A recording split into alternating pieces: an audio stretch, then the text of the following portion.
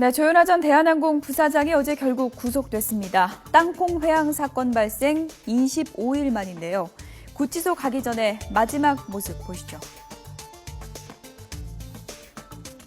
같이 탔던 승객분들이나 사무장분들 하시고 싶은 말씀 있으십니까?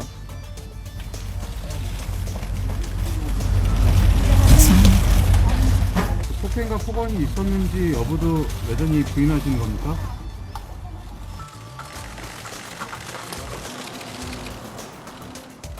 네, 조현아 전 부사장의 구속에는 기존의 4가지 혐의와 더불어서 증거인멸 혐의가 이번에 추가로 적용됐습니다. 일각에서는 증거인멸 혐의가 빠진 검찰의 구속영장이 기각될 수 있다, 이런 전망도 나오긴 했지만요. 법원에서는 이 사안 자체가 중대하고 또 그동안의 정황으로 봤을 때 증거인멸 우려가 있다고 판단해서 구속사유에 추가한 것으로 보입니다.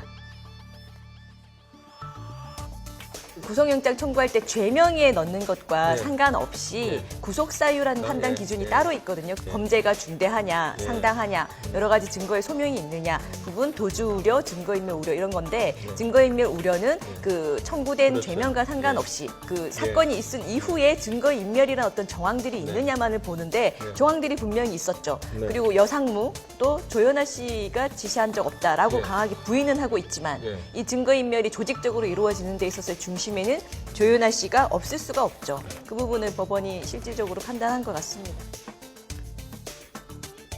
네, 이런 가운데 오늘 포털 사이트에서 조현아 전 부사장보다 더 많이 검색된 사람이 있습니다. 지금 화면에 나오고 있는 동생 조현민 전무인데요. 검찰이 통신 수사로 조현아 전 부사장의 휴대폰을 조사하는 과정에서 조현민 전무가 보낸 문자가 발견됐는데요. 오늘 한 언론이 이 문자를 공개했습니다. 그 내용을 보면 반드시 복수하겠어. 문자를 보낸 것은 지난 17일 언니 조현아 전 부사장이 검찰에 처음 출석한 날입니다. 조현민 전무가 임원들에게 반성문이라며 메일을 보낸 날이기도 합니다. 반드시 복수하겠어 라며 보낸 속마음과 저부터 반성합니다 라며 고개를 숙인 반성문, 좀 다르게 느껴지죠. 또 반성문의 회사의 잘못된 부분은 한 사람으로만 만들어지지 않습니다. 모든 임직원의 잘못입니다 라고 말해서 책임을 떠넘기기라는 비난을 받기도 했습니다. 네, 땅콩 하나 때문에 비행기를 돌려 지금의 사태까지 온 상황에서 대체 무엇을 복수하겠다는 건지 일반 국민 입장에서는 이해하기가 쉽지 않습니다. 조현민 전무는 오늘 아침 문자가 공개되자마자 자신의 SNS에서 잘못을 빠르게 시인했는데요. 그 내용을 보면요. 17일 당시 언니에 대한 악성 댓글에 화가 나서 속마음을 보냈지만 후회했다. 이메일을 보낸 것도 반성하는 마음에 보냈다. 언니 동생 간의 사적인 문자긴 하지만 검찰의 조사를 받고 있는 상황에서 경솔한 행동인 것은 분명합니다 라고 밝혔습니다. 이런 문자 메시지를 보내는 걸 보면은 이거는 사실 진심에서 나온 표현이잖아요. 이것이 조현민 씨의 진심이라는 건데 그러면 이 일가는 도대체 어떤 생각들을 하고 있는가 이 상황에서 저는 이 조 씨 일가를 조현아 씨를 아무리 구속하고 이렇게 여론이 비난을 하고 언론의 문매를 맞아도 이 조 씨 일가의 생각은 저는 영원히 변하지 않을 거라고 보거든요.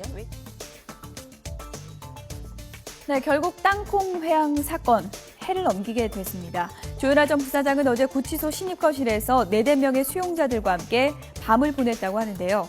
신입거실은 처음 구치소에 수감된 수용자들이 적응할 수 있도록 일정 기간 같이 생활하는 공간입니다. 이 적응 기간이 끝나고 나면 독방이나 혼거실 배정 여부가 결정된다고 하는데요. 대한항공에서는 조 전 부사장이 국토부 출석 당시 여자 화장실 청소를 부탁하기도 했었죠.